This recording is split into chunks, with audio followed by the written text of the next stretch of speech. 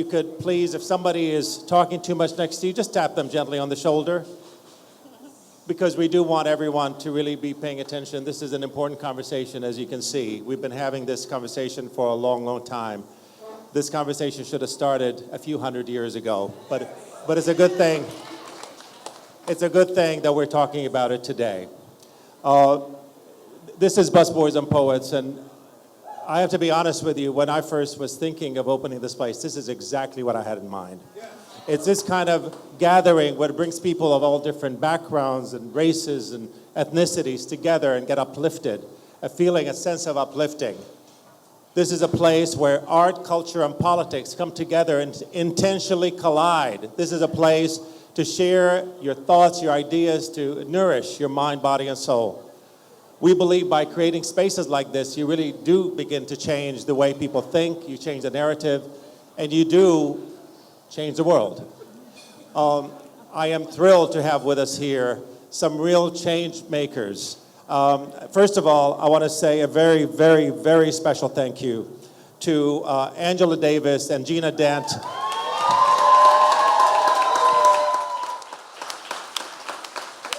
I was concerned about the weather might deter them, but when I saw Angela, she said, "What, a little rain? We need rain in California. You should give us some." So it's wonderful to have both of them here. We really appreciate your time and your energy to come here. Thank you so much. And this is, of course, one of two events that we're going to be doing with Dr. Davis. We're going to be also having our anniversary event tomorrow, our 10th year anniversary, which will take place at Brookland. But I want to welcome Angela to Washington, D.C. Thank you so much. So we decided to put this panel together rather quickly as soon as Dr. Davis decided that she will do this. So we put this together. Of course, I went around finding three people that I think are really important and instrumental in this conversation. Of course, Erika Totten, who's sitting right next to Angela there. And I'm going to give you just a brief bio. For those of you that may not know her, she is a wife, a mother, educator, healer, spiritual life coach, and community organizer.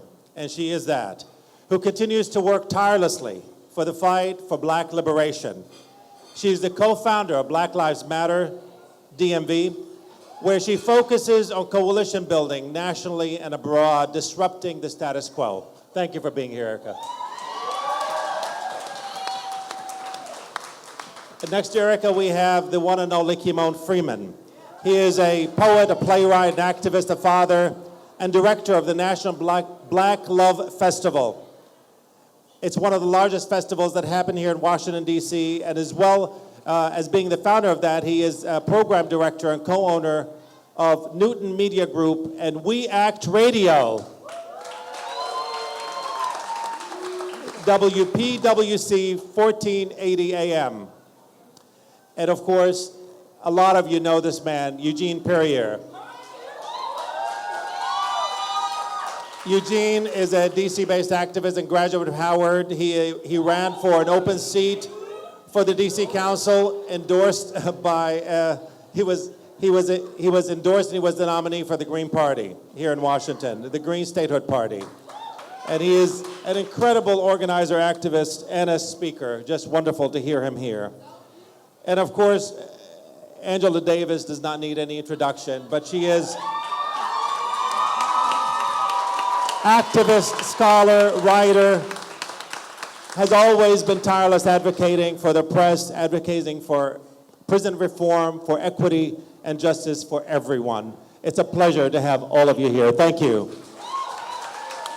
So we're trying to put together this event as a town hall. Now, it's really difficult to do a town hall, so don't take us literally. We're not going to go too far with the mic and bring it back. It makes it a little more difficult, but we will take questions from the audience.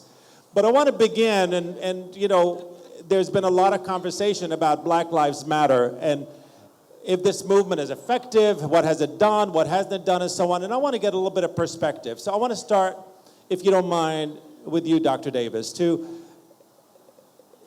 give us a little perspective, having been during the civil rights movement, have been involved in many black movements, black liberation struggles.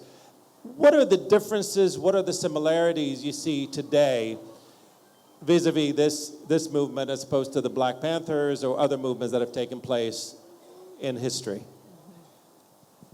That's a big question. But first of all, it's really wonderful to be here in DC at Busboys and Poets. And it's great to see all of you who've come out on this rainy evening. What I would say is that, first of all, I'm really excited about the new developments among young people and the emergence of new movements, Black Lives Matter, organizations like Black Lives Matter and Dream Defenders and the Black Youth Project and the Justice League. And I think it's a very new era. Unfortunately, many people of my generation can't really manage to find their way among and around this new movement because it doesn't display the characteristics that we're familiar with. There is no single leader. And so people are asking, where are the leaders? Who are the leaders? What is the agenda? And one of the things that I find so exciting about these new movements is the fact that finally women, Black women,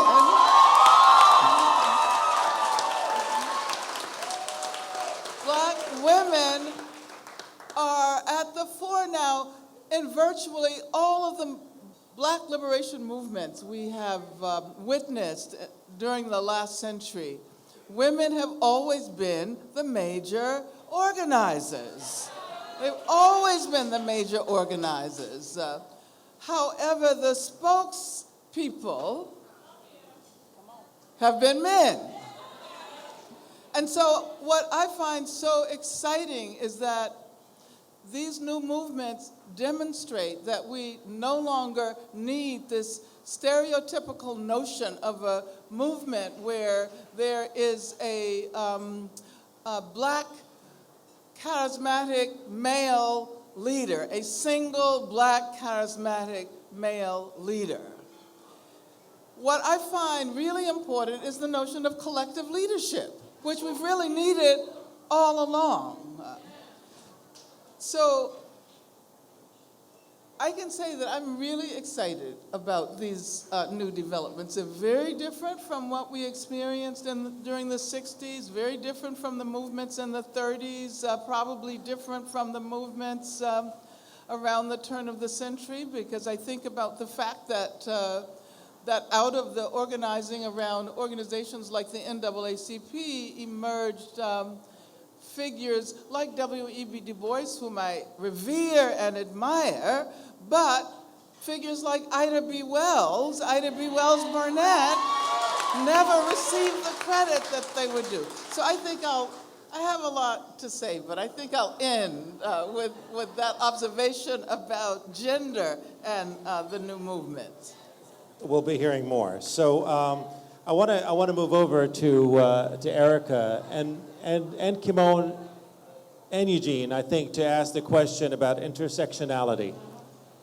That's a very important question, I think, that's been addressed, the idea of intersectionality of this movement. Where are the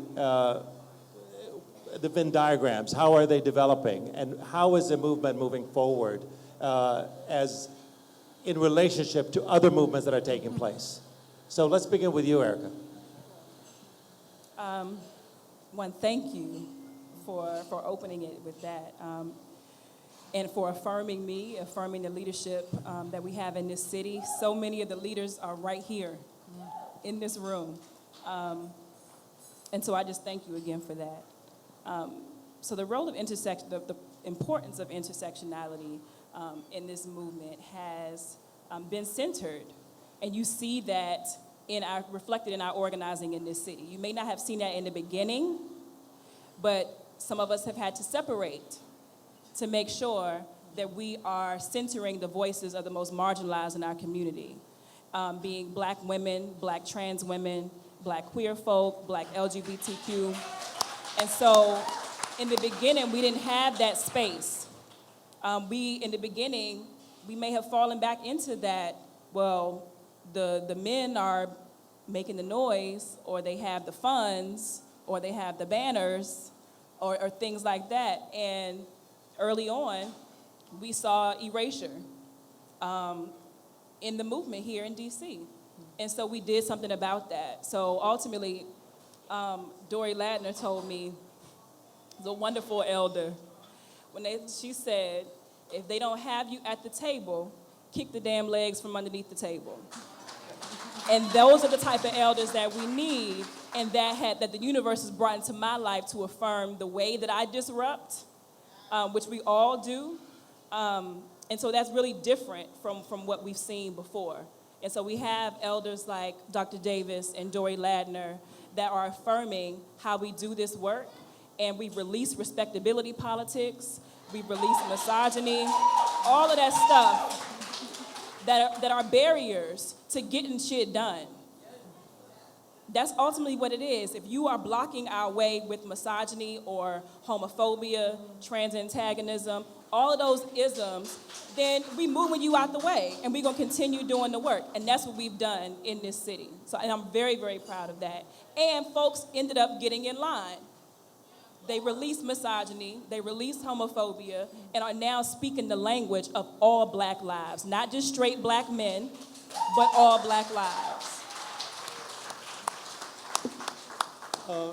I want to continue on the vein of intersectionality, and I want to also add a little bit more to the question.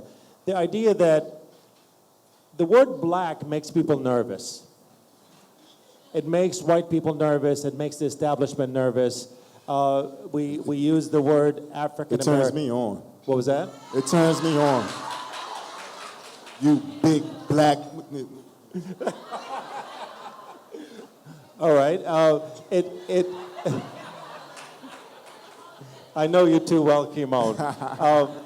But so we use the word African American. We try to kind of couch it in a certain decorum. So when a lot of white folks feel uncomfortable, or establishment folks even, feel uncomfortable with the idea of Black Lives Matter as standalone in and of itself. So they try to co-opt it and put other words in there, like all lives matter, or everybody's lives matter, or all of those other things. There's a nuance there that is missed in the conversation. Can you explain a little bit about that and why the Black Lives Matter is such an important element in and of itself? First, I have to say that it's an honor to share this space with this warrior sister, this warrior queen right here, who I've been a fan of for a very long time. And anyone that is despised by Ronald Reagan is truly an honor. It's truly an honor. And as many of us cheer for that, and sharing our honor of being despised by Ronald Reagan, unfortunately, the same people are honoring the man who admires Ronald Reagan, and we're distracted by the beauty of his family and the clothes that his wives wear instead of paying attention to what he's actually doing. Footnote, message. Okay. Back to your question. The term Black is basically a word that has a negative connotation throughout the English language. The only time the word Black is used positive is when it is in reference to making money, honey. This is direct relationship to the original counting system, which was slavery. They tried to enslave the Native Americans. They called them the red man. They lost money in that effort. They enslaved Black Africans. They made this country with that effort. Hence the present day accounting terms, when you're making money, you're losing money, you in the, there we go, Black Friday, okay? So when we say Black Lives Matter, yes, it's unsettling to a lot of people. I've been doing the Black Love Festival since 1997 with limited funds. Thank you. And I've, not just white folks, mostly by Black people. Why gotta be a Black Love Festival? Why can't it just be a love festival? I said, why I gotta be a White House? Why can't it just be the House? You got a problem with me, but you ain't got a problem with them. So we are bringing to bear all the miseducation that we have been taught. We've been taught that everything black is bad, everything white is good. So just by affirming our goodness has to be, if I say black love, then that must mean in a colonized mindset, white hate. And that's not what this is about. This is about self-preservation. It's about acknowledgement. And the reason why this movement is very, very difficult is because we don't have a clear set goal. The goal is to dismantle white supremacy. No one knows what that looks like. See, black, a lot of people have trouble still saying that. Everybody say white supremacy. Okay, because some people got trouble saying it. And I don't know why. It's been the dominant doctrine for the past 500 years. Now, for the good white folks in here, when we say white supremacists, white supremacy, that does not mean white supremacists. Okay, white supremacy is you have an Asian movie, Asian cast, Asian actors. That's an Asian film for Asian people. You have a Latino movie with Latino cast, Latino director. It's for Latino people. If you have an all-white everything, it's for everybody. It's just a film. Why it has to be? That's white supremacy. So we're dismantling that, okay? So I want to speak, I'm trying to speak to that question, but real quick on this footnote, I want everybody to raise your hand if you have ever, black people, this is a black question, if you have ever had a negative encounter with the police, raise your hand. Please get your cameras. Hold it up high. Please get your cameras. Somebody get a shot of that, okay? Thank you very much. Now, my good white folks, if you have had a negative encounter with the police, raise your hand. Someone get a picture of that. Well, it's worth 1,000 words. The person that raised his hand is Jeff Zinn. He happens to be Howard Zinn's son. Hey, give him up right here.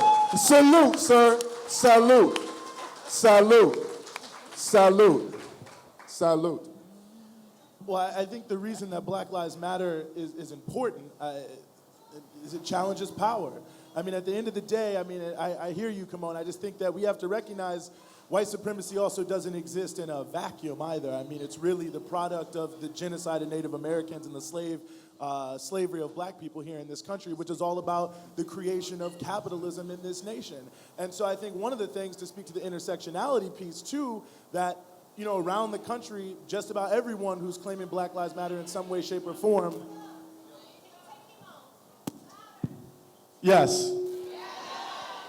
Should I start again? Yes. Okay. Yes. Got to do what the people want. So the point I was making is that I think the reason Black Lives Matter is important is because it challenges power.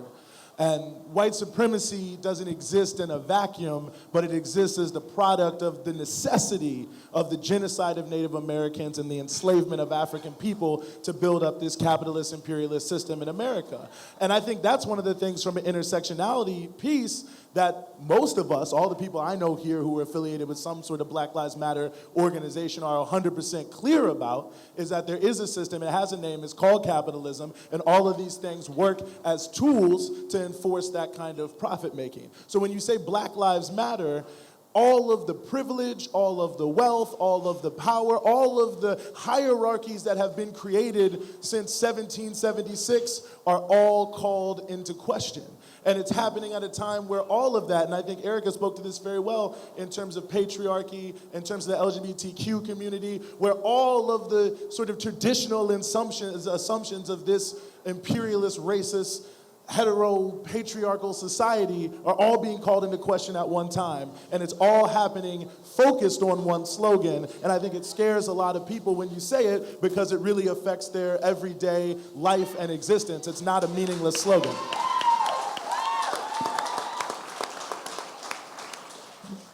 I think Dr. Davis wanted to say something. Historically, black people, people of color, have suffered under what you might call the tyranny of universal concepts. So why has, as you were pointing out, the universal always been colored white? So when we talk about who counts as a human being, historically, people of color were even excluded from the very concept of human beings. So that when people say now that, we should be more all-embracing, we should say that all lives matter, that has been said forever.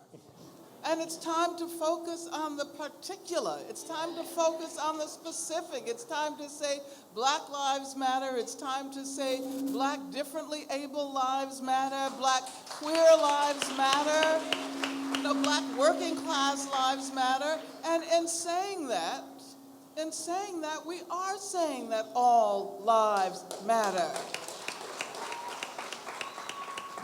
But I think this is going to require a lot of discussion for a long time because precisely because of white supremacy, it's very difficult to imagine Black as being the universal.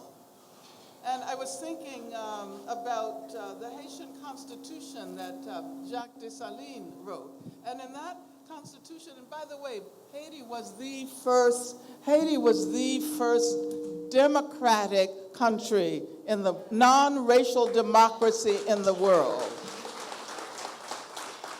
And so when one considers that when that particular constitution was written, all citizens of Haiti were to be considered Black.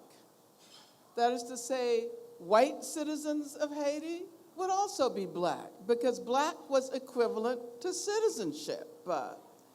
And it seems to me that we have to begin to think about what it means when those who have been historically marginalized and subjugated and oppressed become the very possibility of freedom, become the sign for a new notion of democracy. So it seems to me that Black Lives Matter contains, all of these notions that we have to address if we are going to eventually overturn racism and white supremacy. Just staying on the theme of white supremacy, I think white supremacy thrives in structures, known structures. So I want to bring up, maybe this is a little bit peripheral, and then I'm going to open it up to the audience, but I want to bring up the phenomenon of Ta-Nehisi Coates. And a lot of people have maybe different perspectives on him, but certainly he's become the darling of so many people. He just won a MacArthur. He's been writing like crazy on the top pages of every newspaper and so on.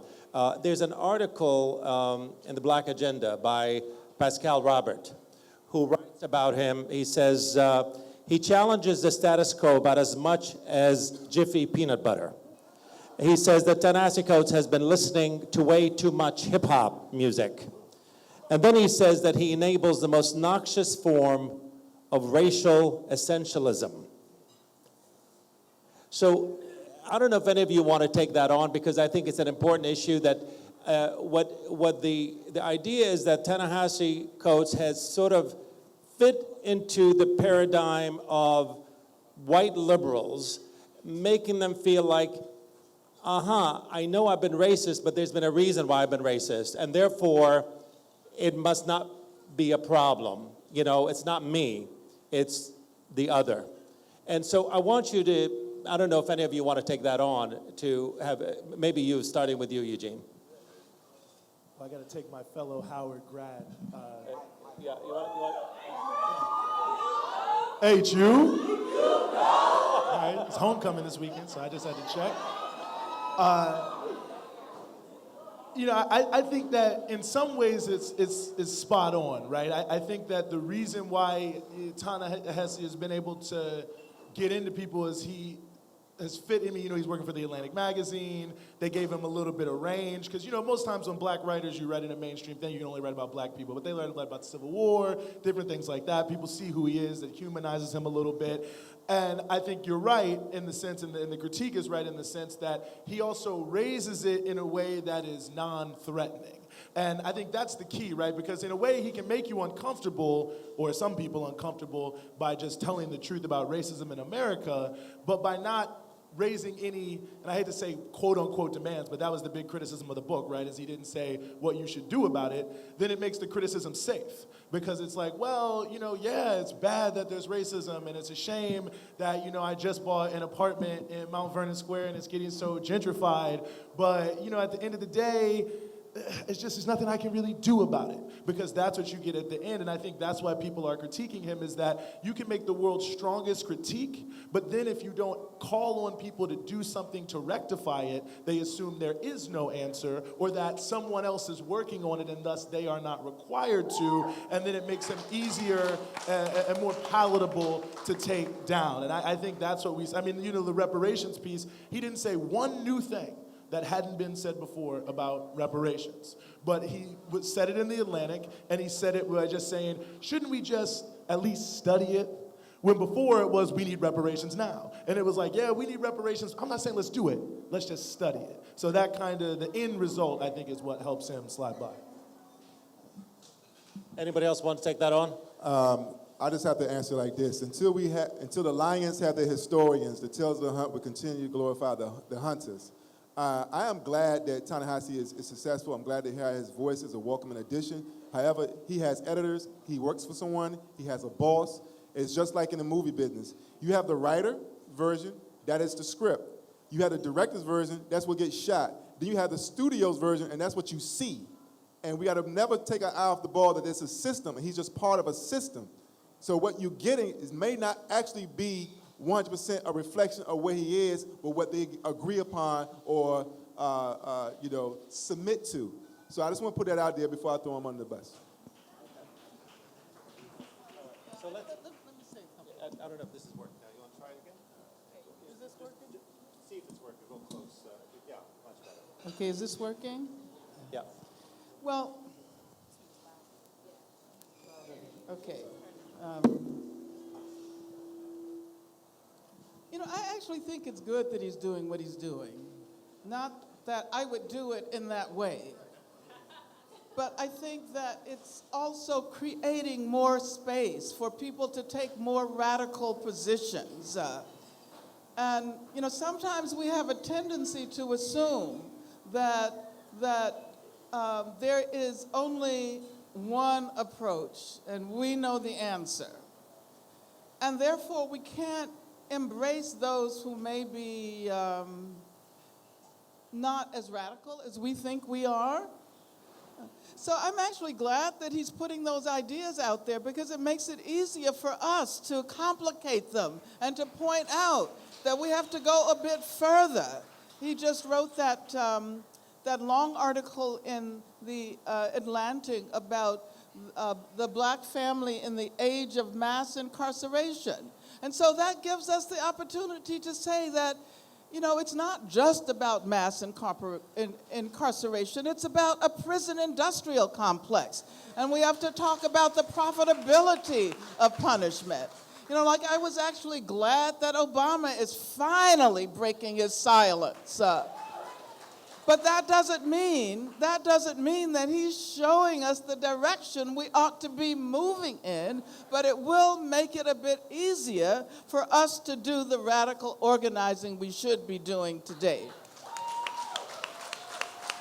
All right, so any questions? I'll start with here, and then we'll move back.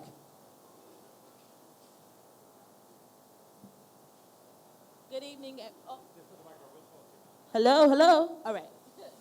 So once again, Dr. Davis, thank you so much for blessing us with your presence tonight. I really appreciate that. Earlier on, our interviewer asked you what were, to compare and contrast the movement of the 50s and the 60s to today. And you made a statement about how your generation, our elders, don't necessarily know how to navigate through the movement because it's a little bit different than how it is today. Me, as a 25-year-old black woman, my mother told me from the moment I was 8 or 9, you always have to work twice as hard. 1, because you're black. 2, because you're a woman. I never understood that, but it's still a seed that she planted, and I see that today. My question to you is, likewise, we are still trying to figure out how to navigate our own movement. And How do I, as a 25-year-old black woman, put myself in a position to ask for counsel of elders who are not positioning themselves in our community?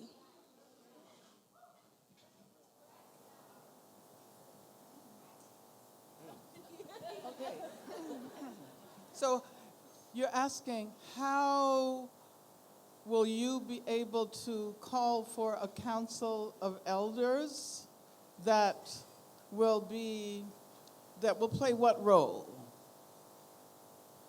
Well, I hear a lot, especially with dealing with everything that's been going on in Baltimore recently about those young people. Look at them. They're tearing up their own city. What are they doing? However, these are elders who are sitting at home behind television and not positioning themselves in a community to be of counsel. My godfather, he's been a Pan-African. My grandfather's a black nationalist, and they always told me, elders are for counsel, youth are for war. And it's not that we're not ready to fight, but we still need that counsel, or else we're just going to channel all of this energy that we have and not dispense it correctly. And so I just want to know, how do we put ourselves in a position to be able to receive counsel and to ask questions without being called disrespectful or being told that we're not listening? Because the issues are still the same. And I understand that your generation may see that, yes, I can get on the bus now and sit at the front, or I can drink from this fountain, or I can go to this university, but our problems are still very real. I understand that overt racism was really present, and I'm not saying that it's not today. However,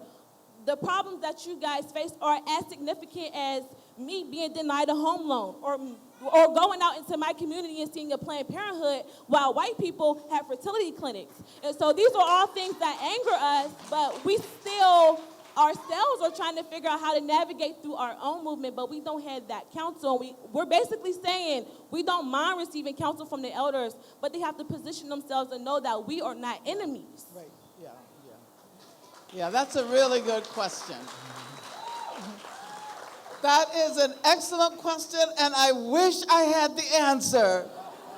But what I can say is that what we might really need, as opposed to a hierarchical relationship between young people and older people, what we might need is more intergenerational relationships and intergenerational learning.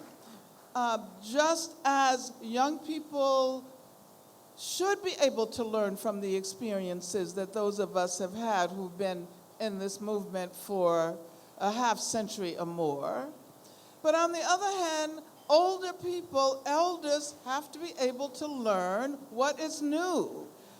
Unfortunately, one of the characteristics of age is to forget youth, is to forget when we were young and what it felt like to be exploring things with this sense of curiosity about the world and uncovering new ideas and new approaches. That is what being a warrior is all about. So when you say that the youth are the warriors, I would say the youth are moving into unexplored terrain and are acquiring new knowledges, new ideas about what it is going to take to bring about radical change.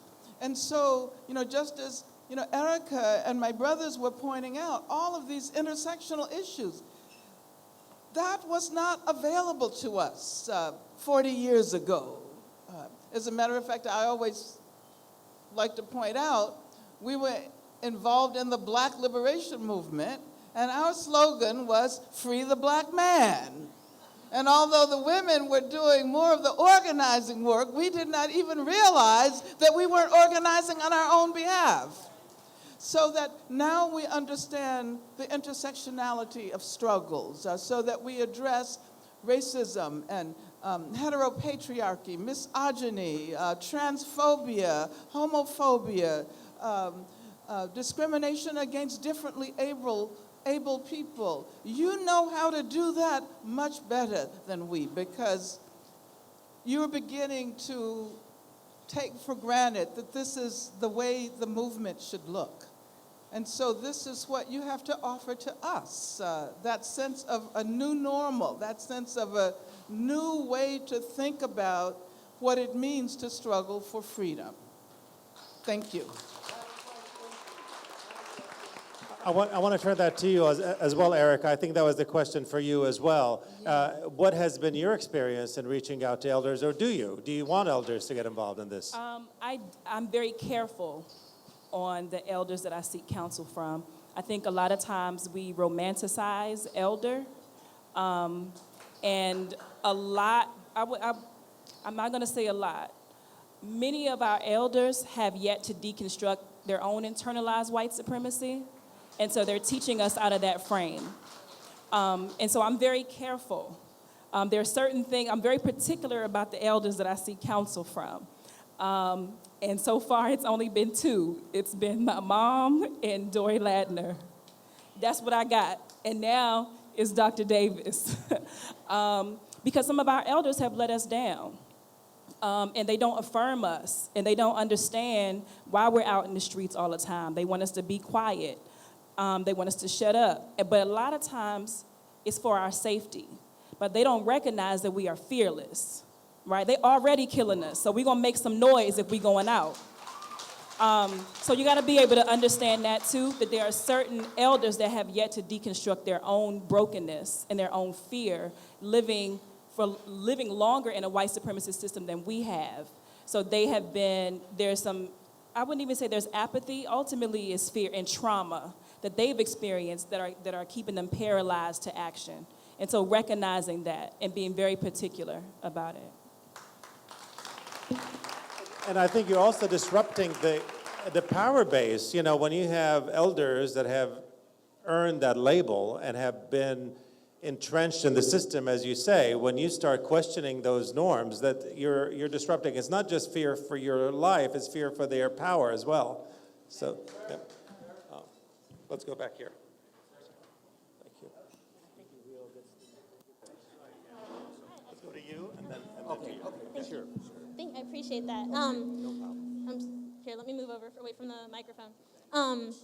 Hi, Angela. I'm a huge, you're my idol. But that aside, I really, so with the Black Lives Matter movement, kind of moving away from the norms of heteropatriarchal, cisgender men, I think there's also an issue of colorism that exists within the Black community. And so while we're deconstructing white supremacy as it exists amongst white folks against Black people, there's also an internalized white supremacy that exists in the Black community. And so being an organizer in Louisiana, where I went to undergrad, one of the biggest criticisms I got being a light-skinned person was, that I couldn't be pro-Black, or that because I'm light-skinned, that passing privilege, light skin privilege. And while that all exists, I just kind of wanted to see people address, within the Black Lives Matter movement, address the issue of colorism as it exists within the Black community, because it's it exists, and I think that continuing to ignore it or kind of to glaze over it as it not being a priority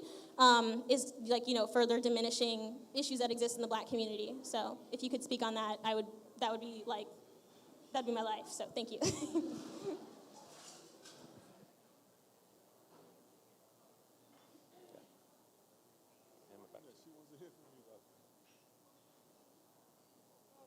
Who wants to take that on? She wants to hear from, Okay. and then I can tell you what's in D.C. Okay. I'll just say that, of course it's important. It really is important. And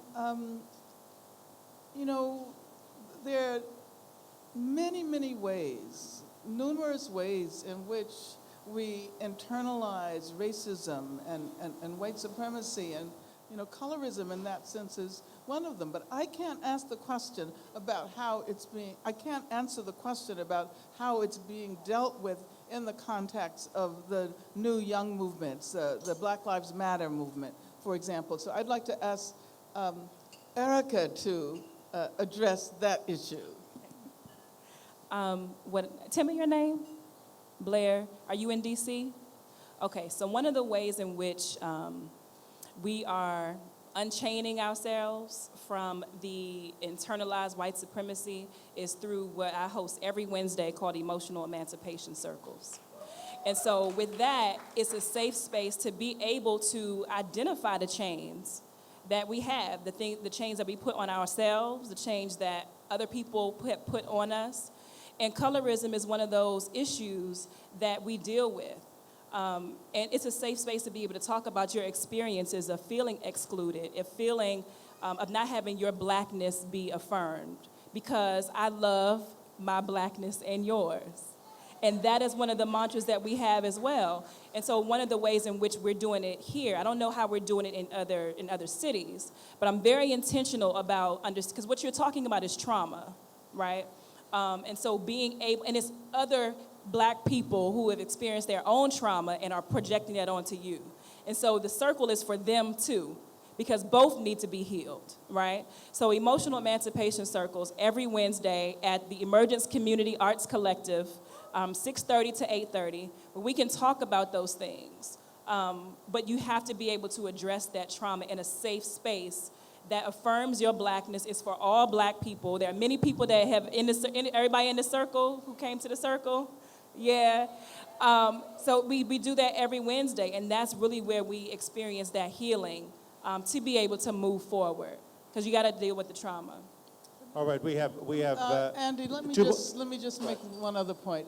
I thought it might be important to point out that the way we use Black as opposed to African American is as a political concept.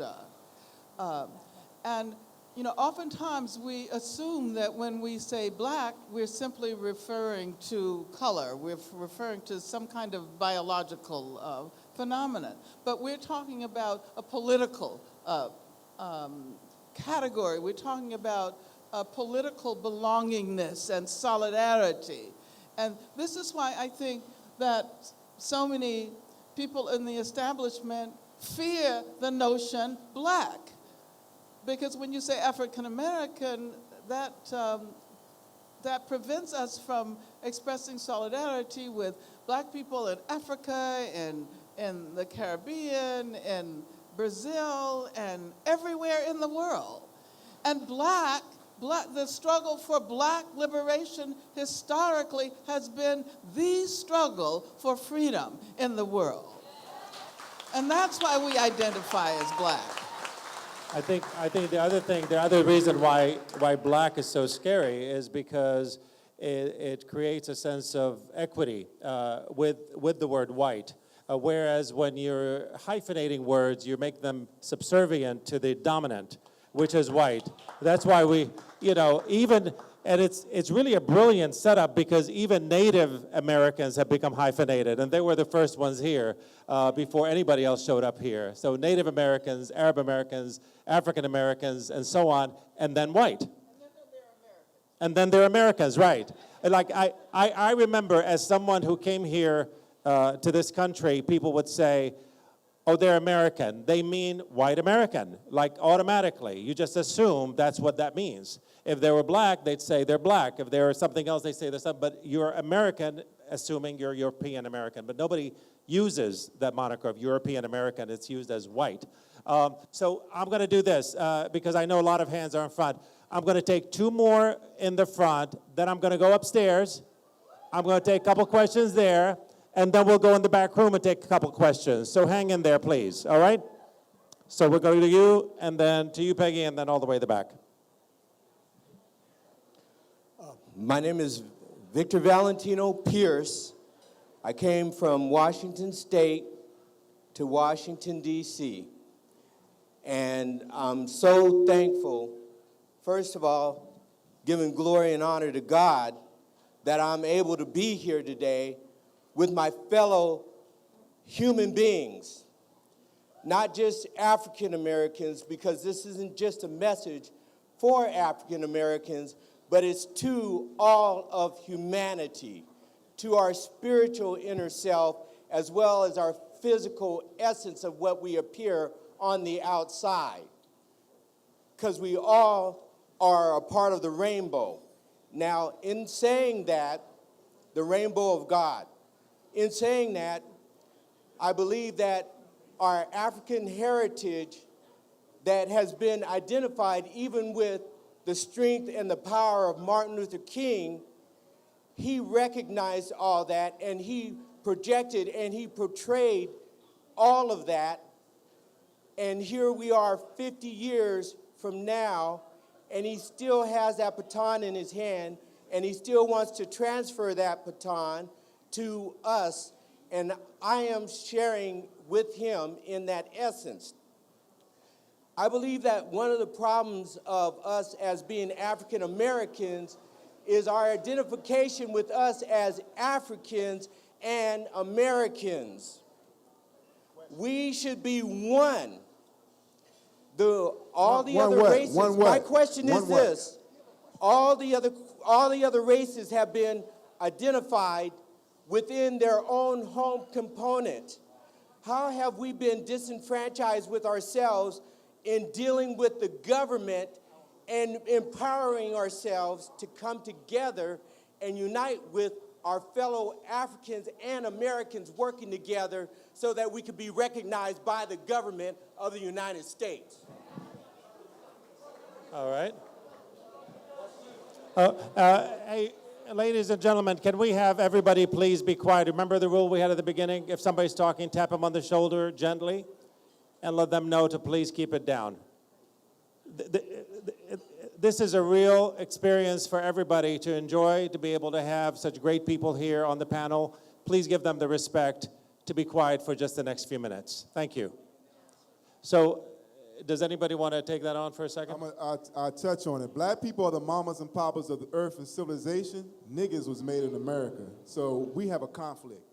And in resolution of that conflict, it has to be a question of equity. And I don't think there can be any peace until we have equity. On my beautiful sister that had the light skin issues, I would arm you with this. Point out Huey P. Newton, light, bright, damn near white, blacker than anybody in here. Clarence Thomas, dark as anybody in here, and as big as cell I ever seen in my life. So that is not an accurate measurement. And whoever is saying that to you, as the sister said, are projecting their insecurities and actually practicing white supremacy themselves. Then my sister that wanted the question on the elders, I would do what Erika Totten do, bum rush the stage if you don't like what they're saying, okay? And in terms of measuring an elder who's qualified for counsel, if they have not caught a charge, if their first name is Reverend, then you might want to double check that, okay? All right. And Dr. Davis said something that was striking to me. She said that some of us are not as radical as we think we are. So here we go again, crowd participation. Raise your hand if you really, really want to change this decadent system. Raise your hand. All right. Keep your hand raised if you're willing to become an income tax war resistor in order to bring that about. Be honest. Be honest. All right. Be honest. All right. No. All right. No pictures. Thank no you very pictures. much. Thank you very much. You know, I want to say something really quick, though, to speak. Let me say something really quickly. I don't know if this is fully addressing your question, but I guess one thing that you said at the end did actually speak to me a little bit. You know, I don't really want to be recognized by the government. I want to overthrow the government. The government is the enforcer of the system that is oppressing us. And I honestly think that we have two problems. I think one of the problems is that we see ourselves only in the way in which they want to see us, which is how do we conduct our struggle in a way that adapts to the reform in the system that exists, not that the system itself is the problem. And secondarily, that we even think of ourselves as Americans. I mean, from the point of view of this, you know, John Lewis, when he was giving the speech he wouldn't give at the March on Washington, said, what's the civil rights bill to a maid that makes $10,000 a year? I mean, at the end of the day, if you were broke and poor and living on the street in Southeast, what do you really have in common with Muriel Bowser or a black person living in the Gold Coast? You have nothing in common with them. You have more in common with the workers in Bangladesh who died in the Gap factory. You just don't speak their language and you don't understand it. So until we recognize that we are citizens of the world and the only members of our country are the oppressed and exploited people struggling, we will get nowhere. And as long as, and I'm not saying we shouldn't make a demand of the government or try to get them to change something, but if we think that's the answer, then we've made a mistake. I think we have to approach every elections, laws, whatever it is, from the point of view of advancing the consciousness of people to just get rid of this government. I don't know what else we can do. All right, we have lots of hands up, so we're going to go here, and I'm going to go upstairs, so get ready. Hi, my name is Peggy, and I'm old, and I wanted to, I'm almost 70, okay? The average age of my friends, however, is probably 30. But I wanted to say this to the brilliant young woman who brought up the issue of counsel from elders. I think you need to do a lot of research. Find out who you want to be particular about, as you mentioned, and once you decide, I think you should just call them up. And I do not believe they will say no. Most of these elders are bored because they are retired. They have a lot of time on their hands, and they're not invited to things anymore. So you should just, call them, and you'll see what they say. And that's it. All right, the challenge is on. I'm going to go in the back first. I'm going to go in the back. I promised people in the back that they will get a hand. All right, are you guys ready? Thank you, thank you. Let me go all the way in the back. I told them upstairs I would come up. Thank you, excuse me. All right, let's get started here on the stairs. Okay, hi everybody. So my question was basically, I noticed a recurring issue, not saying that it's everybody, but it is a huge issue that I deal with, especially that people tend to constantly erase Black Muslims from the movement. And a lot of times, I've been told, especially me personally, that I'm not really Black and that I'm Muslim, or they've racialized Islam basically, which is completely inaccurate. And especially in light of what happened with Ahmed, I thought that, that was especially a really interesting time for the Black Lives Matter movement. And a lot of people were saying, oh, he's not really Black, he's Sudani, this is more about Islamophobia, but it wasn't more about Islamophobia, he was Black. And I just wanted to ask basically, what's a way for us to move? I know there are Muslim representatives in this panel and there are Muslim people that do speak out on these issues, but what's a way for us to make it more, to stop erasing Black Muslims basically?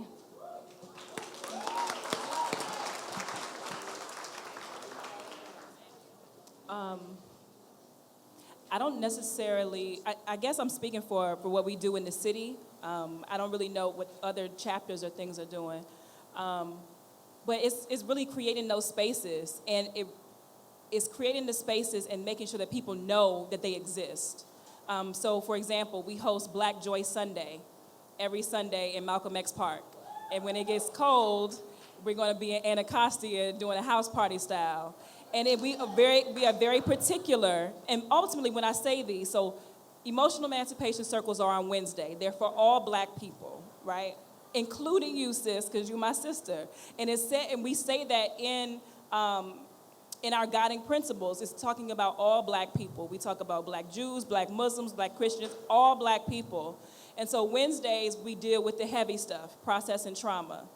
On Sundays, we experience joy because it has to exist in the same time, So we have that consistent space, and it is for all Black people. And I think when we have these open spaces, having everyone come to know about it, and then start getting plugged in, because I want to know what you lead, so I can amplify that and what that looks like, and give you resources and support. But it's really us building community together is what's going to change that. And so come out to Black Joy Sunday, come to the emotional emancipation circles. We would love to build with you, absolutely, because I'm sure that you're doing fascinating, absolutely amazing work, and I want to be a part of it. I want to approach the question a little bit differently and talk about the importance of recognizing how Islamophobia has changed racism. And also the connections of solidarity that Black people who are struggling in this country should experience with, for example, people in Palestine struggling for their liberation. So I think that if we look at the history of racism, we see that it changes, it mutates, it focuses on some groups, other groups. And this is the era when Islamophobia, particularly in the aftermath of 9/11, has fundamentally affected the way races practices unfold. Now, if we look at what happened in Ferguson, the thing that upset so many people all over the world was the fact that they saw tanks and they saw police who looked like they were fighting a war in some other part of the world. So we began to recognize that militarization is something that we have to take on. If we're going to take on the police, we have to say, demilitarize the police. I mean, of course, eventually we have to say, abolish the police, abolish policing as we know it, just as we say, abolish imprisonment. Andy called me a prison reformer, and I really don't like that term. Because I think prison reform has strengthened and made more permanent the institution of the prison, over the last couple of centuries. So we have to talk about prison abolition.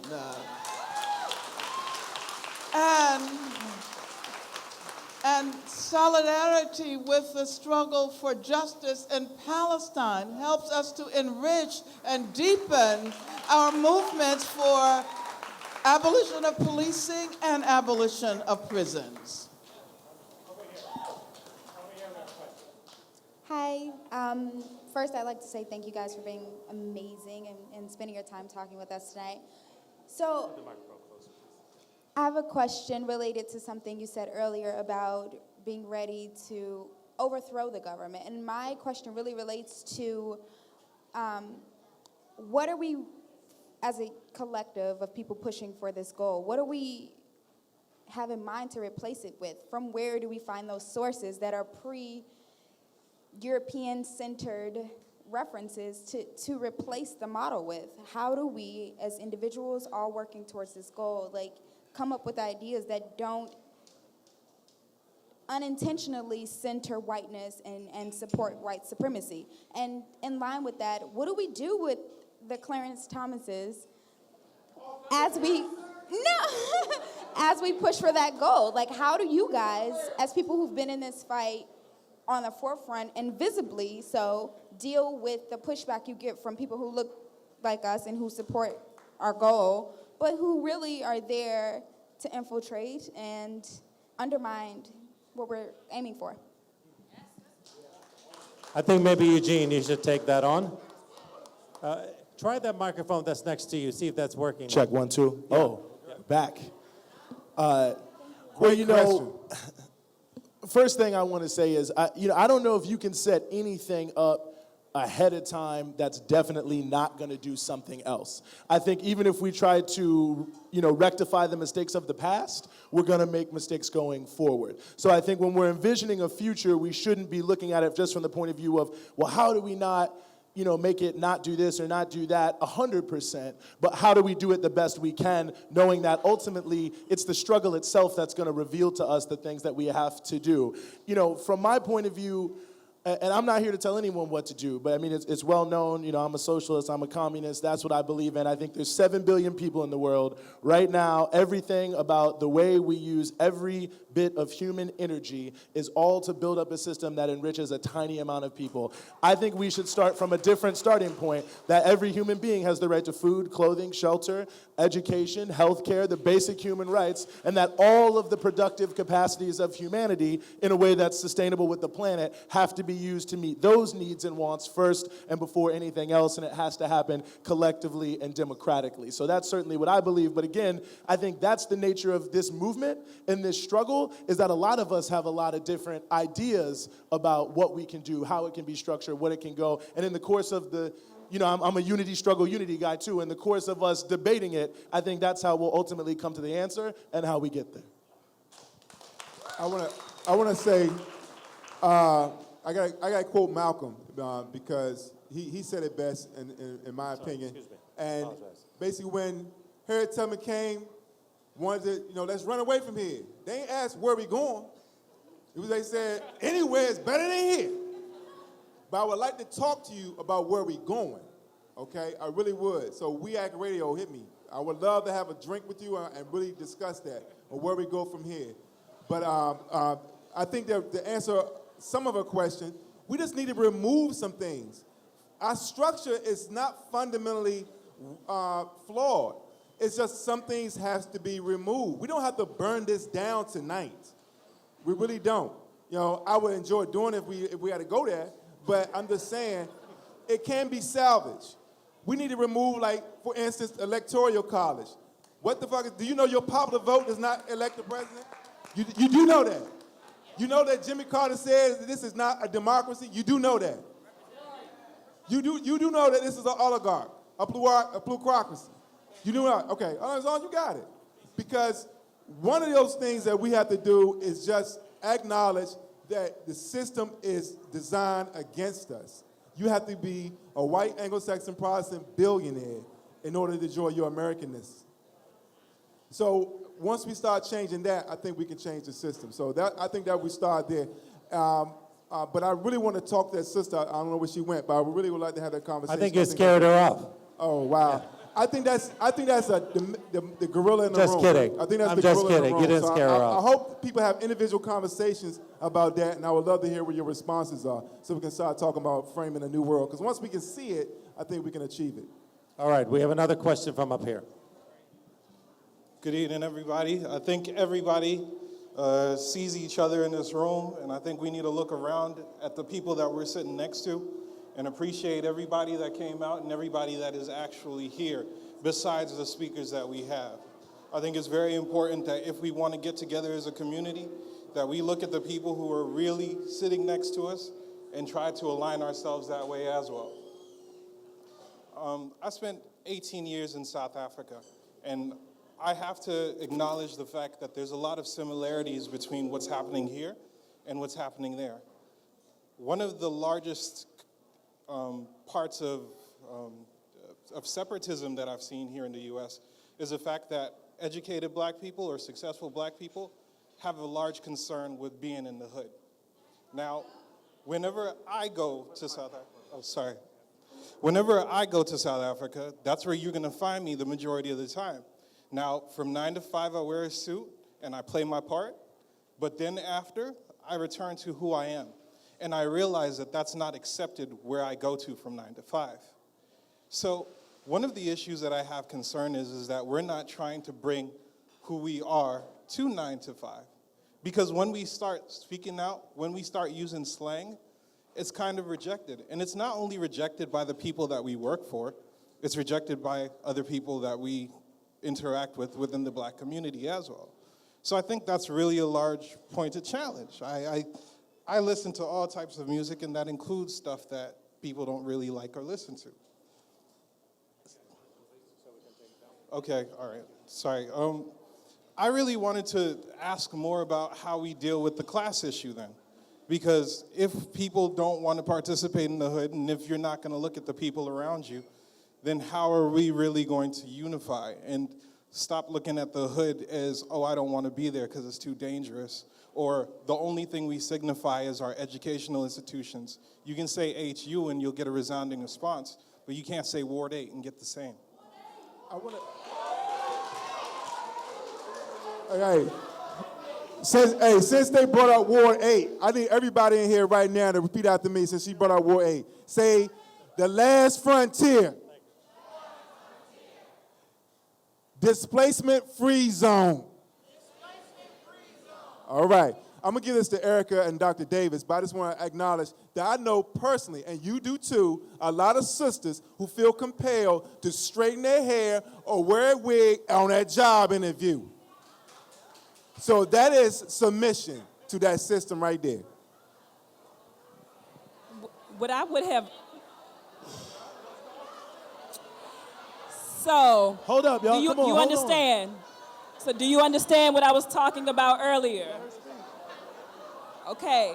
So what you probably should not... You can't talk as a black man. Don't talk about our hair. Don't. That's not your place. That's experience. That's experience. A lot of sisters feel compelled to do that. That's not your experience. That's not, I don't have hair. I don't have hair. Do not, just listen, I don't have listen hair. to me. Just listen. That's a lot of women's experience. Brother, I'm trying to save your life. You ain't got, I'm good. I'm good. But a lot of women do that. So that goes back to what I said in the opening statement. You understand what I'm saying? You do not talk about black women's hair, period. Everyone that wears their hair straight is not trying to conform. That's not the case. So beyond that, what I would say is to the brother that was speaking, when you said, it's so hard to swallow. You just can't, there's some things you just can't do. And you gotta be okay with that. Or not. What I was saying to you, brother, is that like when you were talking about not getting the response when you say Ward 8 and you saw that was actually not the case in this room, a lot of time we have to check when we say black people don't, it's not black people don't, maybe the black people you know don't.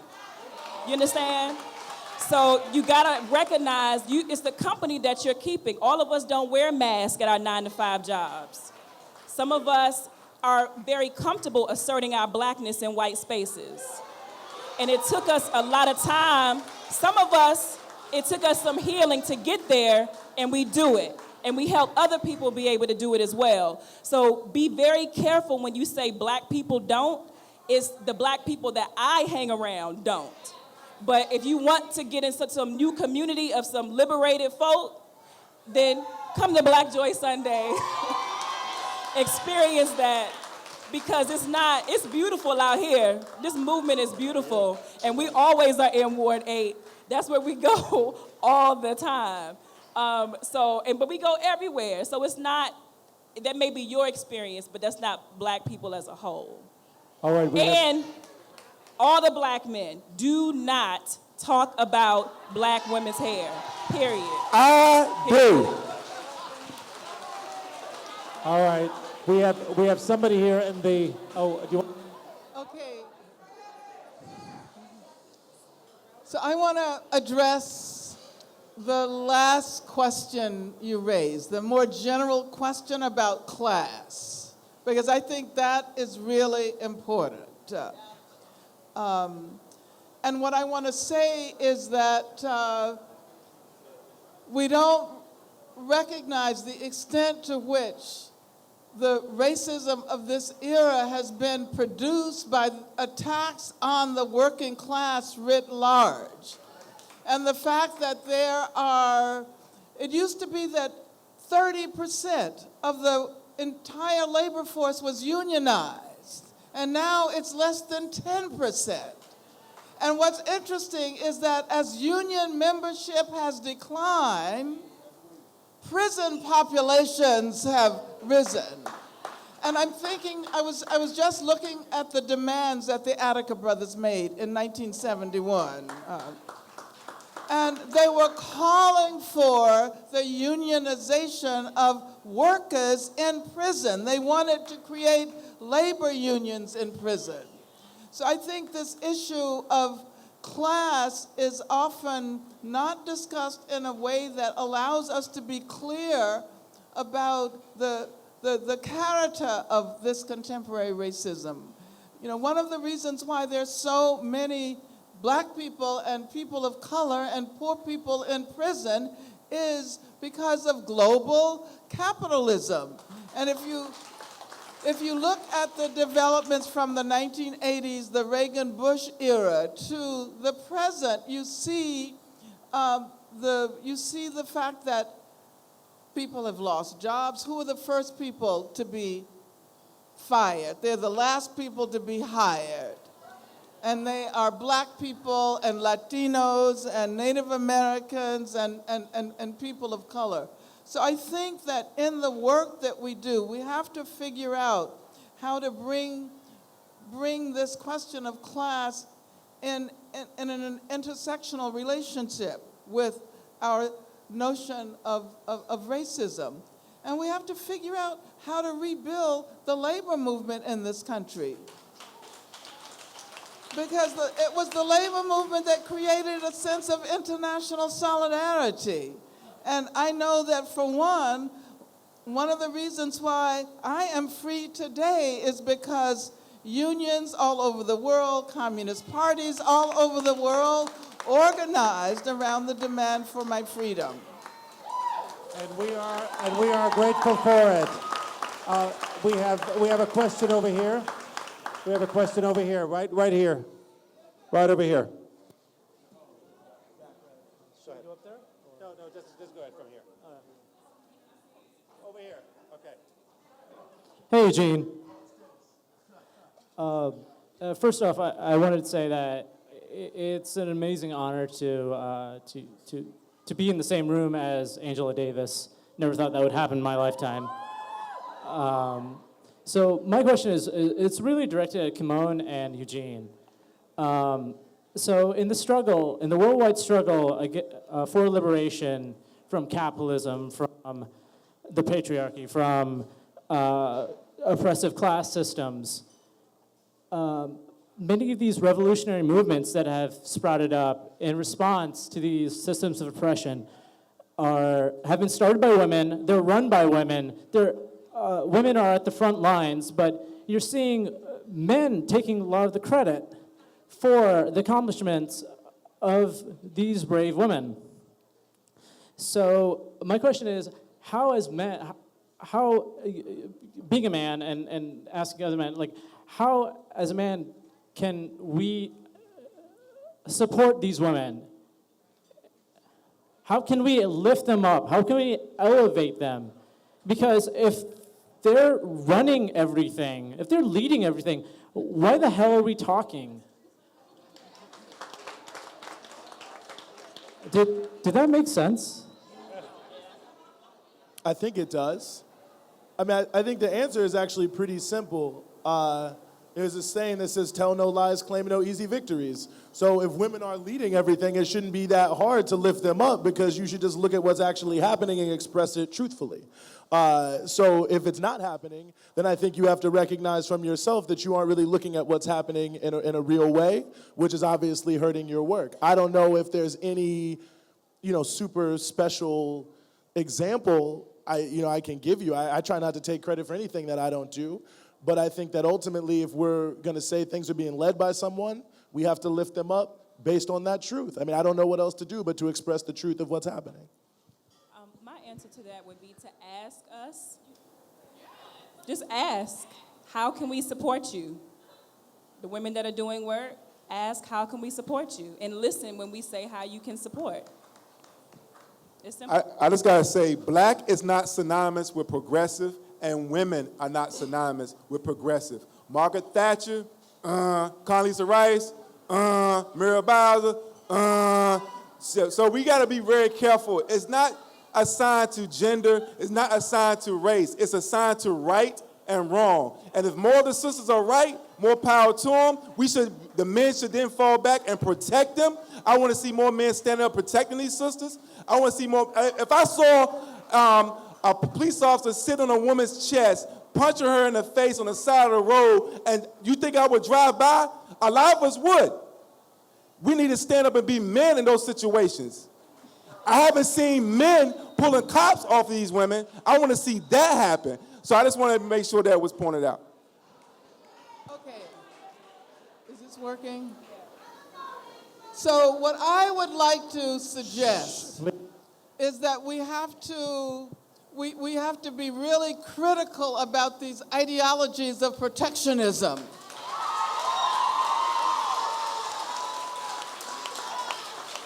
Because these are the ideologies of male supremacy. And it seems to me that if progressive men really want to do something worthwhile, it would be to take on some of the issues that have been considered women's issues that men ought to be dealing with in the first place. So what about violence against women? What about gender violence? It seems to me that is the way men can begin to make a major difference in our struggles. All right, we have, right over here, we have another question. Thank you so much, Dr. Davis, and our amazing panelists. My question is, what is most effective for radicalizing institutions such as historically black colleges and universities and black churches that have great potential to advance black liberation? Thank you. All right, I think somebody here. Well, having gone to a historically black college and university, having known many people who do, I don't think that task is actually possible.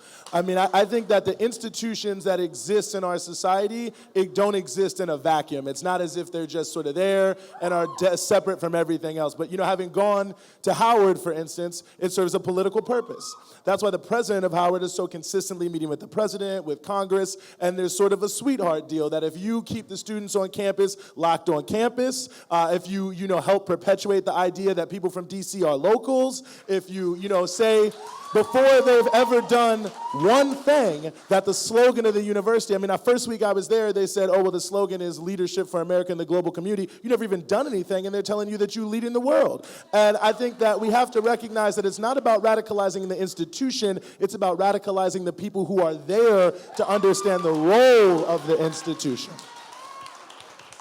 And also pay attention to who's on the board of trustees. You'd be very surprised. This young man's father, Howard Zinn, who is one of the greatest historians this country has ever produced, was fired by Spelman because he was too radical for that institution. So you got to pay attention to where the money is coming from, and that would be your answer and your salvation. Hi, thank you all for being here. I have a question that goes back to, well, just to put it out there, the Democratic Party, because we're entering an election year. Obviously, 2016, everybody's going to be pushing to get out the vote. But when you look at somebody like Hillary Clinton, she perpetuated the prison industrial complex in 1994 with the crime bill, expanding the prison population, expanding the number of things you could get the death penalty for, putting 100,000 more cops on the streets. This is the kind of person that's going to be the front runner of the Democratic Party. And I think my question is basically, if the Democratic Party is oftentimes the graveyard of social movements, then how does Black Lives Matter or the movement for Black lives stay relevant in a year when we're going to be pushed to join the Democrats and support the Democrats and get out the vote for a war hawk, white supremacist prison builder? All right, real quick, who's in here ready for Hillary? Raise your hand if you're ready for Hillary. Really? Okay, we're in a good room. We're in a good crowd. It's a nice crowd here. I like it. I like that. I'm gonna give that one out. I had to get a little poll right there. Well, having run for office before, Andy was kind enough to mention I had run for the statehood Green Party. The only way to really stay relevant is to create our own vehicles. I mean, it's not possible. If you look at what's happening right now, the reason why all the Democrats are jumping on Black Lives Matter is because they know not one substantive piece of legislation can pass Congress in the next year. And so what they're doing is they're showing that the DNC's passing resolution, they're meeting with people, they're tweeting out the pictures, because all they want to do is show yes, we're down with that. But what you don't see them doing is denouncing the Democratic mayors that are perpetuating a lot of this militarized policing. So it's all cosmetic. And you can't go to something, I came up in the anti-war movement, and we went through this in 2006, where the Democrats won both houses of Congress on the basis of saying they were against the war. Barack Obama was elected. They said they were going to do all this. They controlled both houses of Congress and the presidency, and they did nothing they were going to say. So, eventually you have to say these people aren't going to do anything. You have to create your own vehicles, whatever that may be, and it's not just in the electoral system, but to make it relevant. This is something I try to do. I ran for city council. I'm running for the second time for vice president this year on a socialist ticket to wake people up, to raise consciousness. We're not going to win every single election, but we have to get in there and we have to raise consciousness in this system to change this system. If we go to the Democrats, they'll treat us like they always have. Look at the labor movement. We're talking about rebuilding the labor movement. Great point. They vote for the same people every time. They get less and less every time. So I think ultimately we just have to be intelligent, but it's not about just having ideology. It's about learning from history. I want to say real quick, third-party politics, did you not know 5% of the vote would then get them entered into the debates? 5%. So throw away that thing, oh, they can't win. They don't have to win. Only 5% of the national vote. So if you want to really have a protest vote, then I urge you to make sure you place your ballot with a third-party candidate. 5% is all that's needed for them, the coffers to be opened up, and then they'll be allowed into debates, and maybe we'll have an honest conversation. All right, so I want to be mindful of time. Go ahead, Dr. Davis. Okay. Somehow we always think when elections roll around that our role is to elect the best candidate.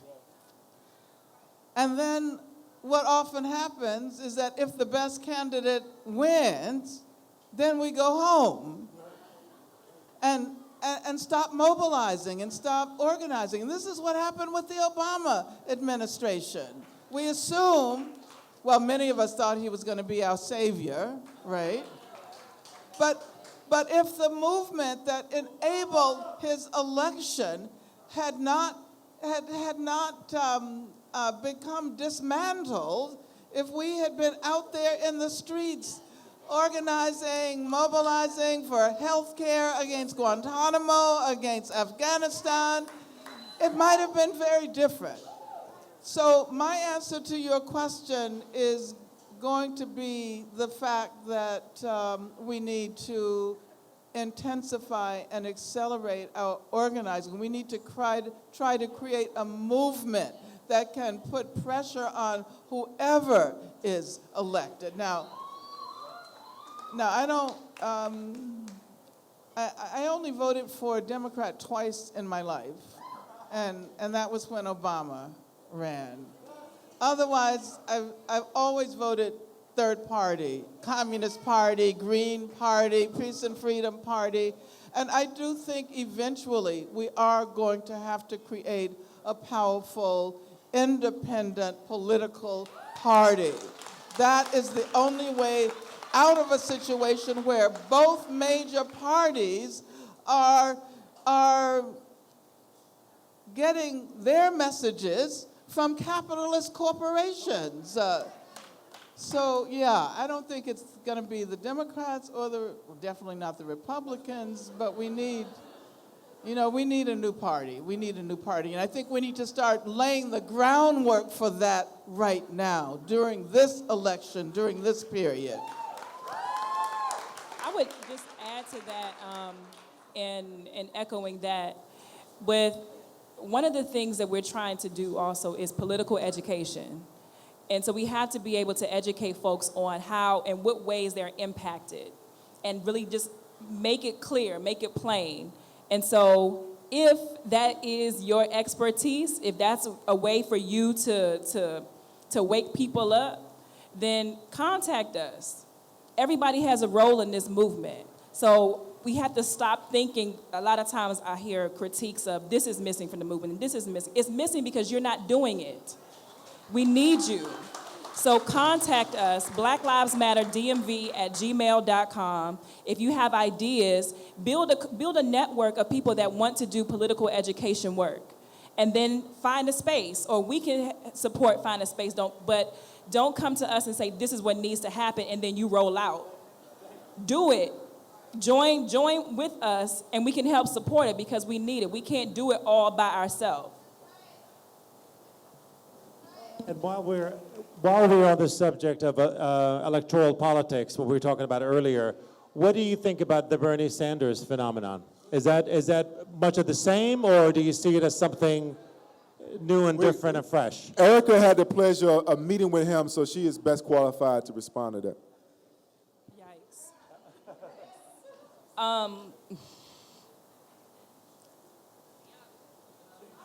For me, I was one of 6 other people in the room. And for me, my role really was that I created was to push back on what I heard. I'm not impressed. I'm not impressed. I don't really know a whole lot about his history, but the talking point of I'm the most progressive candidate is not enough for me.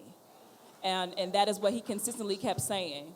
It's not enough for me. I'm not telling you what to do, but it's not enough for me. I didn't hear what I needed to hear and what I wanted to hear. And even kind of asking questions to kind of pull an answer out if it was there, I didn't hear that. So ultimately what we did in that meeting was push back on his racial justice platform and push back on it needs some teeth.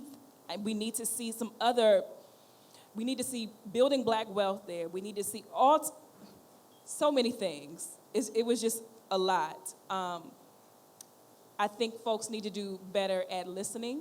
Presidential candidates need to do better at listening other than spitting out talking points. And I also will say that I feel like presidential candidates need to take implicit bias tests. That should be a part of the requirement. Shallal, let me say this real quick. I want to make sure that everyone is acutely aware that the Black Lives Matter movement was created during Obama's watch. A black president and 2 black attorney generals. I met with the president of the Fraternal Order of Police. I met with the president of the police union. And I can tell you, just like when we was kids and we was rooting for Dukes of Hazzard and the General Lee and the good old boys, we've been duped. These guys are part of that good old boy network. And what they have been doing is basically saying, despite who black faces in the high places, you know who's really in charge. It is not your imagination that things have escalated because they're looking at the browning of America and they want to make sure that they remind us that they can rain down on us at any time. It doesn't matter who's in charge. They want to make sure we stayed in our place. And even though if Bernie was sincere in saying that he's the most progressive candidate, progressive compared to what? You see what I'm saying? So I just want to put that out there. So we need to make sure that these faces and whatnot, now I think after we have gotten past the Obama phenomenon, because even if Angela Davis voted for him twice, then we have all been disappointed. Can we admit that now? You can't admit that? Then you're not familiar with his voting record, sir. And you're impressed with the image. Symbolism over substance. Because I can run down the list of things that he has done that is a detriment not only to black people, but to the world in general. The National Defense Authorization Act, where they can incarcerate people without charge and hold them indefinitely, is the top of the list. And we can go on. I would love to have a conversation with you if you buying the drink, because I'm going to be educating you. Okay. All right. I think we're about ready to wrap this up. I know there's a lot of hands. There's a lot of hands up there, and I want to make sure that. Okay, I just want to. Sorry about that. I just would like to say one thing. I don't necessarily believe in the lesser of the two evils, but I do think it is important that someone like Bernie Sanders, even with all of his limitations and all of his problems, as you know too well, it's important that he's raising the issue of socialism. And I think that we have to take it and to transform it into the kind of discourse that will make it possible for us to be far more critical of capitalism than we've ever been in this recent era. So, I think that's our role as a movement. We do that. We talk about free education. And the fact that Obama pointed out just at the NAACP speech that he gave, and it's like 7 years too late, of course, that the $80 billion that goes into the prison system every year could actually be used to provide free tuition at every public university in this country. So I think we need to use these things as and organize in a way that's going to increase the radical awareness and radical consciousness of people in this country. So am I hearing you're going to be voting Democrat for a third time? No, that's not what I said. Just checking. That's not That's what all. I said. Just That's checking. not what I said. That's all. I'm talking about the work we do when we are given this arena of this is the only time that everybody in the country is politicized. And we have to take advantage of that in the work, the organizing we do, the mobilizing we do. Now, So how about Bernie Sanders? If he was to be the nominee for the party, would you vote for him? You like Bernie, don't you? No, I don't know. You're saying well, socialist. I'm not a Democrat. You know, I'm really not a Democrat. I'm a communist. So, Okay. so I can say that strategically, I might vote for him. I think it's so important that we elected Obama and we didn't elect John McCain. What would the world have been like had McCain been president? So with all of the criticisms we have of Obama, and I have a long list of them, I also recognize that certain things that have happened over these last 8 years could not have happened except under the Obama administration. It would have been a lot easier to organize. And it's not so much because Obama, the individual, was elected. It's because of the work that masses of people did in this country to create a new consciousness. So that is how I approach elections, as opportunities for raising mass consciousness. I agree with you. So I wanted to. I know there's a lot of hands. We're not going to be able to get to you. I apologize because I want to be respectful of the time of the panelists. I want to be able to. Oftentimes, we have these conversations, and people come to these events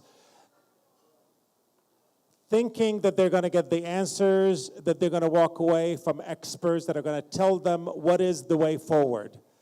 And the reality is that each and every one of you is an expert.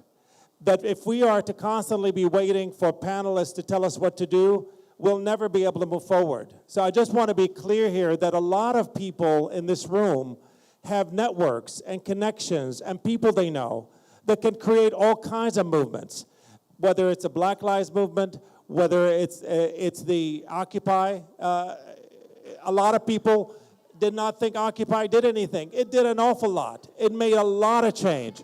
And people were saying, well, Occupy has no leadership, it has no head, it has no tail, what is going on? Well, that's not necessarily true. Sometimes you don't need to have structures that you can easily define. Sometimes structures define themselves as you start moving down that path of social change.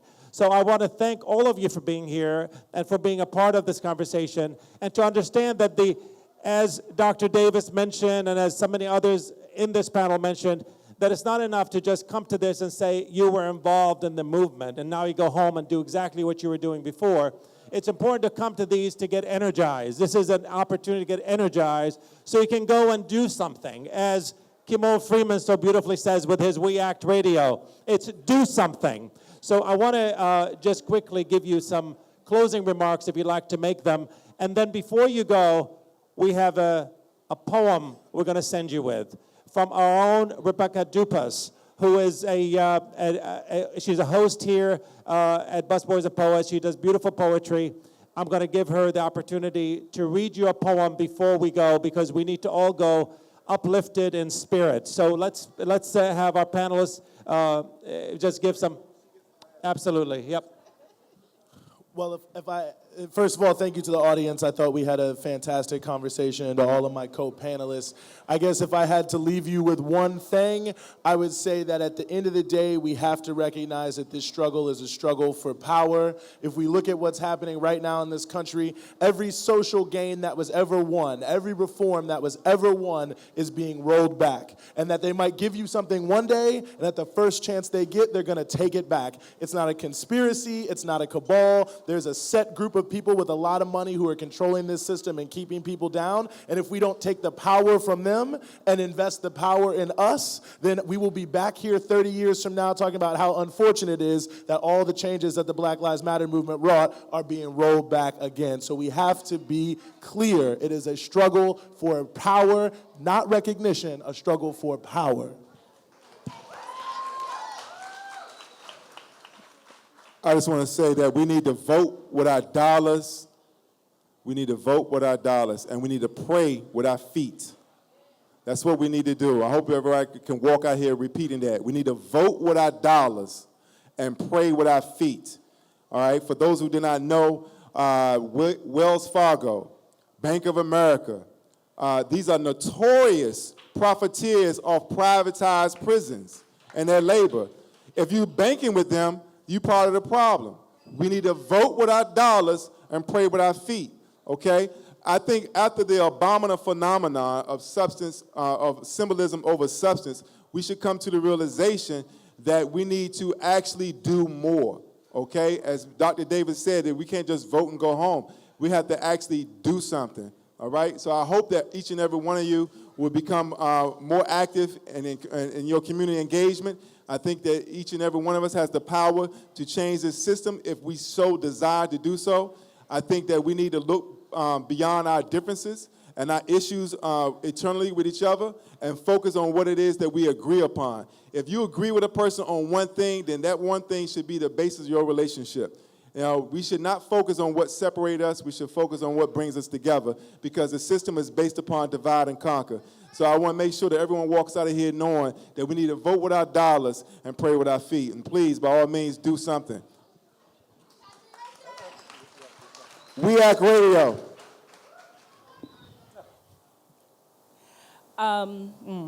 So I would say the doors of the movement are open. Won't you come? Join something, or start. There you go. That's why I keep her around me, y'all. Yeah, join something or start something. Black Joy Sunday is a place that we do community building, emotional emancipation circles. Every Wednesday is where we process the trauma of just being Black, and that in that understanding, that's moving us to action. So if you don't know what your role is in the movement, or if you're not really confident, join these community building spaces and we can tell you what it is that we see in you. And it's a loving environment that is going to support you in finding your role in the movement. And I would say also, similar to what Kymone is saying, but a little spin, it's also important, yes, joining people that have the same cause, but understanding the ways in which you are divisive. And in many cases, that is internalized white supremacy, misogyny, homophobia, all those things. If that is within you, I can't do work with you, because you are automatically marginalizing and pushing out people that I love, Black people. And so if you're not in that vein, if you do not come with the understanding of intersectionality in the framework of doing work, I can't fuck with you. I can't. However, if you are willing to learn and listen, there are spaces for that as well. My wonderful, wonderful partner, Aaron Goggins, is, yes, give it up for Aaron. Brilliant brother, brilliant, has a space for men called Re-Envisioning Masculinity. It's a feminist workshop for men to be able to come and bring all their shit, because y'all got it. We do too, but we working on our stuff. Y'all got to work on yours before you speak about ours, right? So we have that space, particularly because of what we've seen in this movement, that you all need a space to be able to come and decolonize some of that stuff, right? And do it among people who get it and listen. And so we come with that space. You got to pay us, though, because it's labor, right? And y'all make more than us, okay? So give what you can. But when we're doing this, knowing that this is a space that's judgment-free, we're going to call you out, we'll call you in, when we hear something, but this is a place for you to begin to deconstruct. So if you have a lot of women around you that are saying you problematic, listen to them and come to this space and work that shit out before you come and try to organize and things like that with us. You can do that on your own, but the movement for Black Lives, we're talking about all Black lives. And if you don't understand that, and if what you're doing is toxic, if you have ideologies that you have inherited from the oppressor, we will gladly tell you what those are. And if you want to do the work on yourself, we got a space for you. If not, we can send you on your way, and work is still going to get done. So we love you. Join the movement. Black Joy Sundays, Malcolm X Park, 4 to 6 p.m. We got Double Dutch. We got Bubbles. It's for the kids. All of that. If you're on Twitter, I'm the number 2, Live Unchained on Twitter, and I'll tweet out those graphics. Erika Totten on Facebook, and 2 Live Unchained on Instagram. That's where we post a lot of our stuff. So elders, go ahead and get you a Twitter account for social justice. Just for social justice, if you want to know what's happening, we're talking on Twitter. A lot of us are organizing on Twitter, so get your account. My mama about to get an account, so y'all can get an account too. So 2 Live Unchained on Twitter, and I'll tweet out the information that I just shared with you all. I'll do that now, so you can find it there. Dr. Davis, Mr. Shallal, please forgive me, 5 seconds. I forgot to mention this. This is very important. I need everyone to become a member of WPFW, support your public radio stations, support your public access television, DCTV, WHUT. You need to be a part of it. You need to stop being consumers of media, become producers of media. And once we begin to tell our own stories, things will begin to change. We need to all do that. Too many of y'all are watching CNN, which is Conservative News Network, Fox News, calling it entertainment. We need to pay attention to where we get our information. All right. Yeah, just had to put that out there. Okay. Well, I want to end by thanking all of you who have come out this evening. This has been an amazing event. I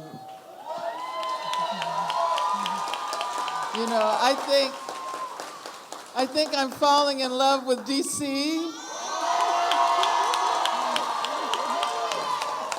And so I really want to thank Andy Shallal for this wonderful space and all of the work that he's done. But I do want to end on a serious note. I want to make an appeal. All of you are familiar with Mumia Abu-Jamal, right?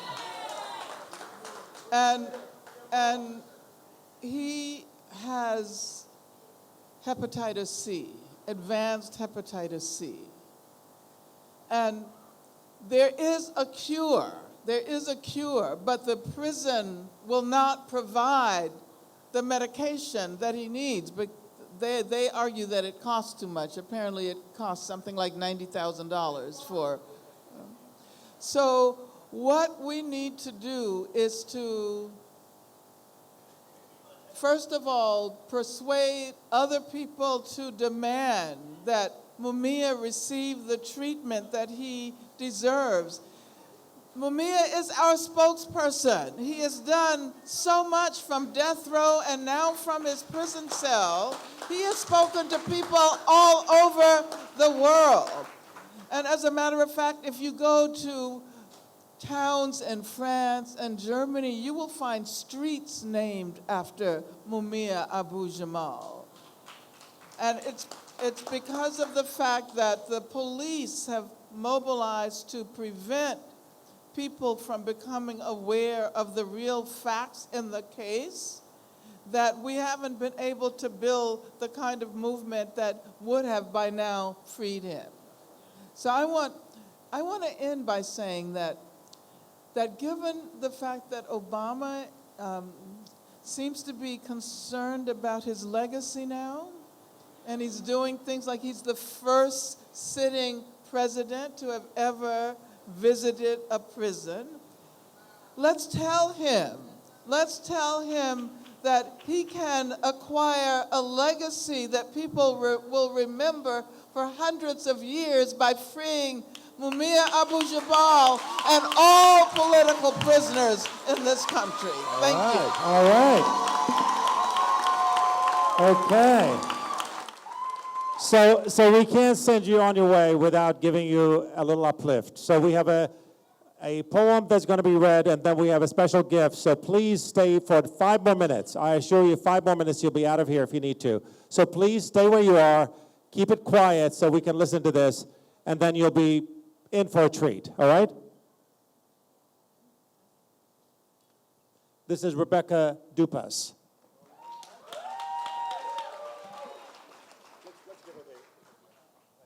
The good mic. Can you guys hear me all right? All right, so I'm going to have to get my nerves together.